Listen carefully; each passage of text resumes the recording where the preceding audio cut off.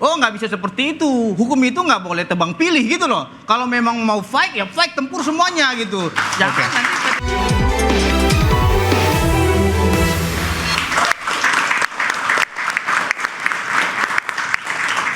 Anda kembali di interupsi pemirsa, saya ke Pak Yanto. Pak Yanto, tadi Bang Pitra mengatakan bahwa vonis untuk Harvey Muiz dan juga Herna Lim ini sudah tepat karena keduanya ini tidak terlibat langsung, terutama terkait dengan kerusakan lingkungan di sana. Namun jika benar-benar ada hakim yang sengaja memberi vonis ringan, evaluasinya dari MA seperti apa, Pak? Lah kalau ringannya itu normatif, tidak ada faktor X, ya nggak ada masalah. Cuman kalau ringannya ada faktor X itu yang bermasalah. Faktor X itu maksudnya apa, Pak Yanto? Ya maksudnya ada sesuatu kayak yang terjadi di Surabaya. Ya itu harus ini. Tapi kalau ringannya itu sesuai dengan hati nurani, tidak ada embel-embel, ya sah-sah saja. Kalau Anda melihatnya di kasus ini gimana, Pak? Oh, saya nggak bisa menilai kasus yang berjalan. Oke. Nanti saya kena semprit. Ya. Tapi Pak Yanto ini kan masih dibanding nih Pak. Nah nanti kan kemungkinan kalau misalnya kurang puas masih bisa kasasi ke MA. Nah kalau di MA sendiri nanti seperti apa nih Pak? Yakin ataupun bisa memenuhi rasa keadilan masyarakat juga atau seperti apa? Ya putusan MA kan dalam praktek yang tadinya bebas kalau di MA bisa terbukti. Dan sebaliknya tadinya terbukti di MA terbebas bisa-bisa saja. Iya, iya. Okay. Dan kebetulan waktu Pak Saud masih jadi pimpinan KPK, saya jadi ketua pengadilan negeri Jakarta Pusat itu. Okay. Ya, saya waktu itu ketua PN Pusat, jadi barangkali bisa dilihat ya. Cuman kalau saya tidak bisa menilai putusan dan tidak bisa mengandi-andi, ya karena itu tadi kan rasa keadilan saya dengan hakim agung yang lain kan juga berbeda, toh. Iya. Jadi saya tidak bisa mengandi-andi gitu, Pak. Oke, kita Ya. ke Prof. Ya, yang kritisi biar beliau. Biarlah beliau-beliau itu yang mengkritisi, kalau saya nggak bisa. Kalau Pak Saud, Pak Nasrullah itu bisa mengkritisi. Kalau saya tidak bisa, karena terikat kode etik, Pak. Siap, saya ke Pak Asrun. Pak Asrun, kalau dilihat dari vonis ini, apakah memang sudah waktunya Undang-Undang Tipikor ini direvisi karena sudah terlalu basi? Sebentar Pak, saya goodbye dulu ke Pak Yanto, Yanto ya. karena sudah mau naik kereta. Sudah mau naik kereta. Terima kasih banyak Pak Yanto telah bergabung bersama kami di interupsi. Hati-hati di jalan Pak Yanto. Ya.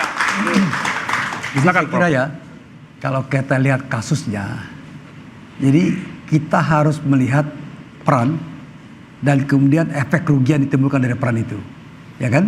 Karena kan korupsi berjamaah ini, ya. Masing-masing person. Peran langsung ataupun tidak langsung ya? Nah, ini harus dilihat. Kita harus fair Tadi juga. Bang Peter memisahkan Ya, itu soalnya. kita harus fair juga melihat porsi perannya di mana, pertanggungjawabannya gimana, dan pembuktian di pengadilan bagaimana, ya kan?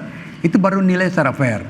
Memang kasus-kasus yang menyita perhatian masyarakat ini menjadi trigger, ya kan, sampai-sampai ada suatu pepatah mengatakan no viral no justice, ya kan? Ya. Jadi kalau nggak viral nggak ada keadilan. Tapi ini viral, Dan justisnya begini kemudian saja, kalau gitu. menurut saya ini memang kosnya mega korupsi, sekian triliun, ya kan? Walaupun misalnya dikatakan ini kerugian akibat lingkungan, ini kerugian akibat bisnis ilegal, ini kerugian karena ini. Jadi perannya di situ dan kemudian pembuktian di pengadilan, ya kan? Jadi jaksa ini harus maksimal untuk membuktikan itu, ya kan? Kalau misalnya pengacara, penasihat hukum dari terdakwa, pasti dia akan cari celah tuh membela kliennya. Ini kan situasi yang dalam apa namanya business as usual, ya kan, legal practice seperti itu. Nah, saya lihat memang kalau ada yang kayak gini-gini, misalnya katakanlah menimbulkan pertanyaan di masyarakat, maka tidak ada salahnya juga, misal kemudian dibentuk di Mahkamah Agung atau misal di Pengadilan Tinggi eksaminasi, atau kita tunggu nih, jaksa kan mau banding ya kan? Jaksa kan banding terhadap putusan ini. Jadi jaksa itu harus memberikan argumen dulu.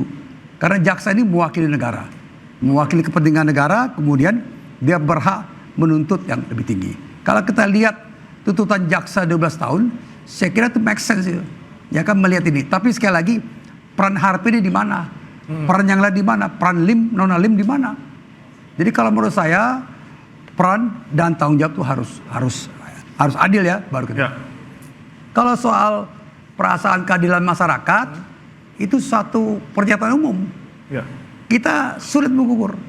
Ya kan, misalnya kemudian dibandingkan antara maling ayam, maling jemuran, kemudian koruptor, itu sense of justice. Ya kan, itu rasa keadilan masyarakat. Kemudian kok maling ayam dapat sekian, kemudian yang koruptor yang ini, kalau misalnya kita, Dan ini menurut saya, ini ya kalau correct kita me if bagi I'm ya, wrong ya, Pak misalnya Asrun. katakanlah kalau misalnya kita pakai pemikiran awam, 300 triliun bagi 6,5 tahun, kira-kira dapat untung berapa? Karena begini ya, di dalam praktek korupsi ya, dalam suatu riset, saya ini pendiri awal ICW bersama Tete Masuki, ada kalkulasi untung rugi, ada kalkulasi berapa didapat, kira-kira efek yang akan ditimbulkan berapa.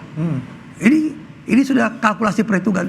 Jadi orang masuk di dalam praktek bisnis yang nyerempet bahaya, yang nyerempet aturan, yang melanggar aturan, itu pasti sudah ada hitung-hitungannya.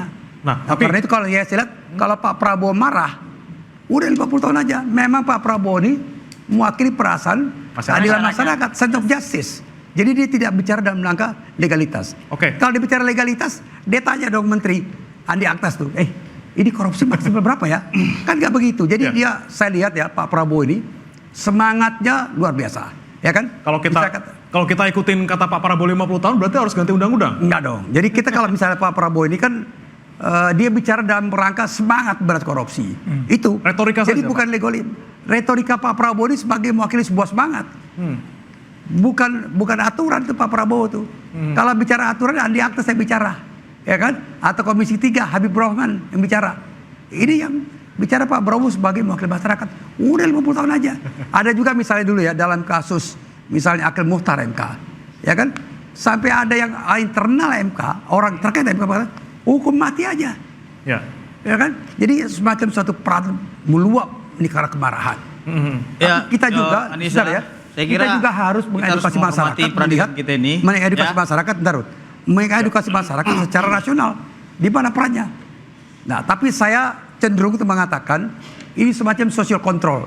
Kemarahan masyarakat, kegusaran Pak Prabowo, Presiden Prabowo, itu mewakili semacam sense of justice, semacam social control. Kira-kira begitulah. Saya ingin bertanya sama Bapak dulu. Bapak sudah baca putusan nomor 71, 81 sama 72? Pak, saya tidak baca putusan. Saya tanya dulu itu, nggak baca. Saya tidak baca jadi begini, putusan. Jadi tapi saya artinya begini, saya ya, biar membaca kita tidak fakta, omong-omong juga ya, mengenai dengan kasus ini juga, saya menganggap ini belum tuntas. Karena ini yang dipenggal hanya kerikil-kerikil saja gitu loh. Maksudnya? Nah, kalau memang mau dipenggal, penggal semuanya. Maksudnya? 375 perusahaan itu harus diaudit semua. Kan yang diaudit perusahaan itu tunggu dulu.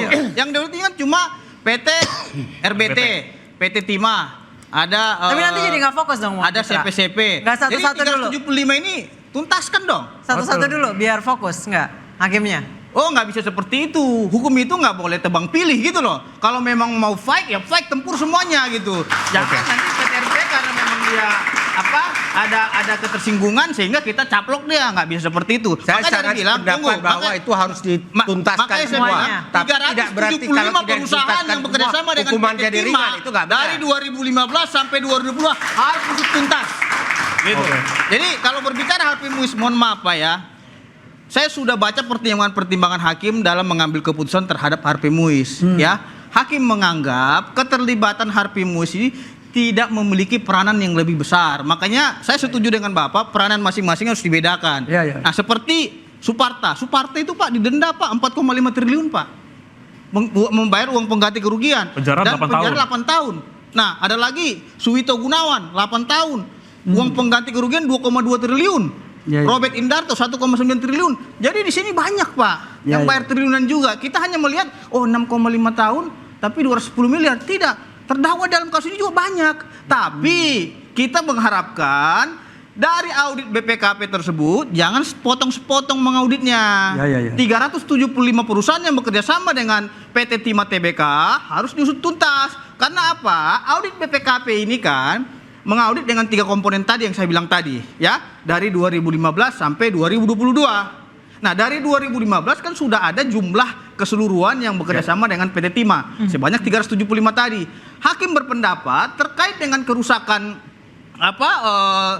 lingkungan di sana itu yang mentotalkan 271 triliun itu akibat penambang ilegal. Apakah jumlah 300 ini masuk dalam penambang ilegal atau mafia? Ini harus diungkap gitu loh. Nah, jangan juga kalau PT RBT jelas hakim bilang mereka memiliki izin, jelas IUP-nya dan IUJP mereka memiliki. Sama dengan PT Timah juga memiliki legalitas yang jelas. Tinggal yang 372, 73, 71 ini yang harus diungkap. Apakah mereka memiliki izin dengan bekerja sama dengan PT Timah ini gitu? Jangan juga ini hanya sebatas omong-omong ya, kita berbicara keras, tapi nyatanya ada di belakang ini yang tidak terungkap. Ini yang harus diungkap. Apalagi seperti apa nih Saud nih yang harus menyuarakan. Bang Saud coba boleh. Dan itu penting kita dukung bahwa itu harus diungkap semua. Tetapi tidak berarti karena yang lain belum diungkap, yang ini boleh dihukum ringan. Itu penting menjadi catatan. Tapi saya sekali lagi mengatakan tadi, tolong ingat, saya sudah mengatakan peran masing-masing dalam deal naming, ada yang membantu dan segala macam. Saya sudah gunakan itu. Tapi ingat loh ya, kembali ke pertanyaan Anda, apakah undang-undang tipikor ini perlu direvisi? Saya tunjukkan saja satu, pasal 2. Denda paling banyak 1 miliar rupiah. Ini juga tahan dulu Pak Nasrullah, apakah 1 miliar zaman dulu itu gede, sekarang sudah tidak besar lagi? Apakah perlu direvisi? Jumlahnya kita akan bahas saja, tetap di interupsi.